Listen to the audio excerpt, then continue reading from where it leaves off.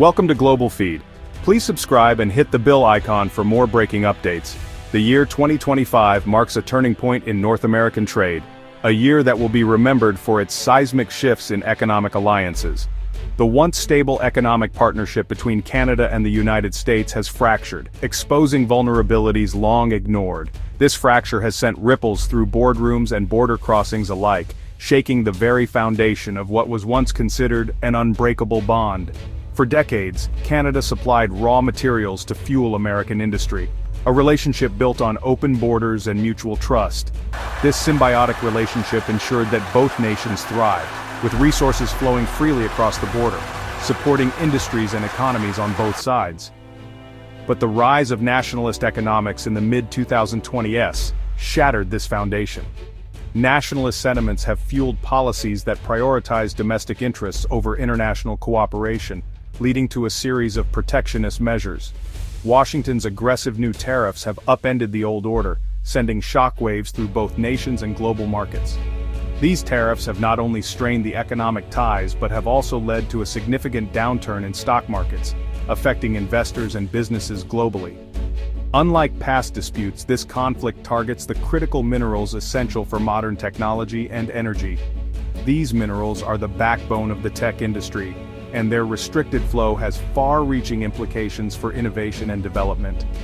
The U.S. gamble risks its own economic security, betting that industrial might can override global supply chain realities. This bet, however, overlooks the intricate dependencies that have been built over decades, making the gamble a precarious one. The unraveling of this special relationship is a stark warning. Alliances can dissolve quickly under the pressure of economic nationalism. The tense negotiations and the breakdown of talks highlight the fragility of international partnerships in the face of rising protectionism. The consequences will shape North America's economic landscape for years to come. The long-term impacts of this shift will be felt across industries, affecting everything from manufacturing to technology, and will redefine the economic future of the continent. In early 2025, the U.S. stunned the world by slapping a sweeping 50% tariff on Canadian raw materials. This wasn't a targeted move, it hit critical minerals, lumber and more, aiming to force American companies to buy domestic. Washington's goal: revive U.S. mining, create jobs, and pressure Canada to distance itself from China. The tariffs were designed to be so punishing that Canada would have no choice but to comply. Years of protectionist sentiment fueled this policy, with leaders arguing that national security demanded resource independence. The rollout was immediate, throwing contracts and supply chains into chaos. Over half of Canada's critical mineral exports had gone to the U.S., now that flow was abruptly severed. Washington believed its market power would force everyone to adapt to its new rules, but the reality would prove far more complicated. In Washington, policymakers believed Canada would quickly give in to American pressure. They assumed that faced with new tariffs and trade barriers, Canada would have no choice but to comply with U.S. demands.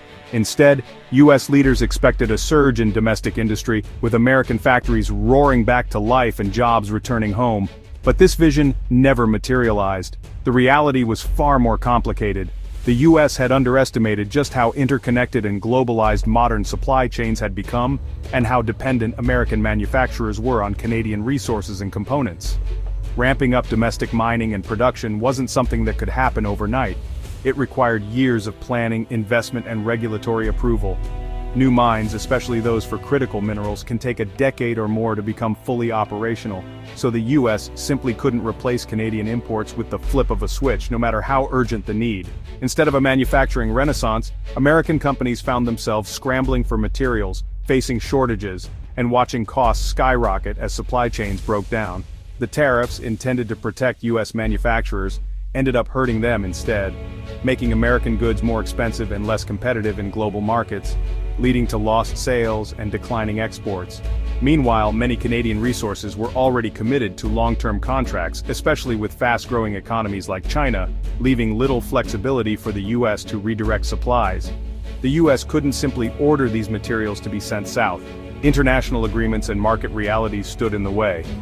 Years of offshoring had left America without the mines, processing plants, or the skilled workforce needed to achieve resource independence. The expertise and infrastructure had simply faded away.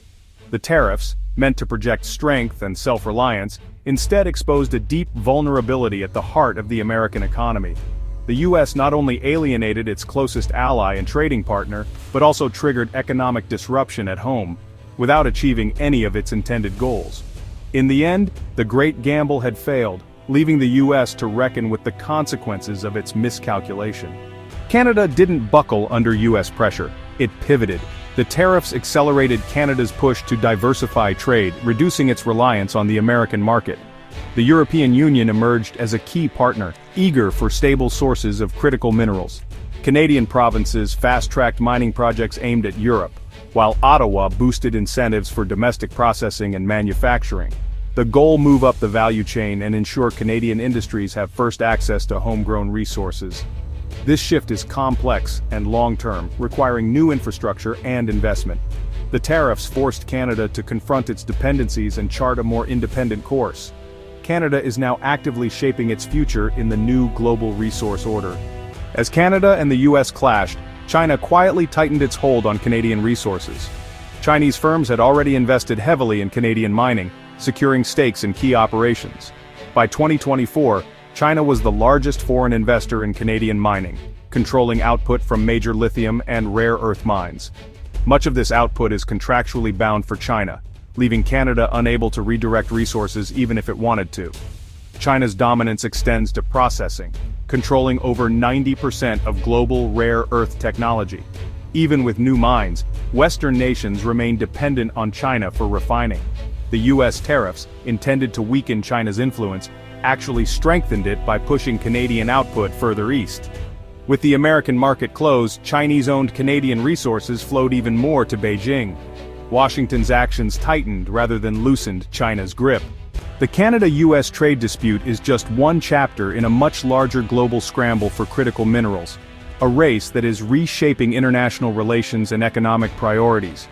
The green transition and digital revolution have made resources like lithium and rare earths not just valuable, but absolutely vital for the technologies that power our daily lives, from electric vehicles to smartphones and renewable energy grids. Nations now see access to these materials as essential for both national security and long-term prosperity, prompting a wave of new policies and international negotiations. Governments are intervening more than ever, using tariffs, subsidies, and strategic partnerships to secure supply chains and reduce their dependence on foreign powers. China's export controls on rare earths in 2024 sent shockwaves through Western economies, exposing vulnerabilities and accelerating efforts to build alternative supply routes and diversify sources. Canada sits on vast reserves of these critical minerals, but much of its production remains closely tied to US and Chinese interests, making true independence a complex challenge. The challenge for Canada is to turn its geological wealth into real geopolitical leverage, by investing in domestic processing, building new infrastructure, and forging innovative alliances that can withstand global shocks. The European Union sees Canada as a potential lifeline for its own green ambitions, but deep-rooted foreign influence, regulatory hurdles, and slow-moving trade deals continue to complicate progress and delay meaningful change. The global resource order is being redrawn in real time, forcing nations to pick sides, form new alliances, and rethink their place in a rapidly shifting world. The choices Canada makes today, about who to partner with, how to develop its resources, and where to invest, will shape not only its own future, but its role in this new era of global competition and cooperation. Washington's tariff gamble has failed, but its impact is lasting. The US hoped for a mining renaissance, but instead faces higher costs and unstable supply chains. For Canada, the shock has spurred a strategic pivot, diversifying markets and investing in domestic value-added industries. Partnerships with Europe and Asia are reshaping Canada's trade landscape. The era of near-total reliance on the US is over. Future relations will be more cautious and transactional. The US must now treat Canada as a true partner, not a subordinate. The new North American supply map is more complex, with trade routes flowing east-west as well as north-south. Economic security now means navigating a fragmented competitive world forged by the fallout of Washington's failed tariff gambit.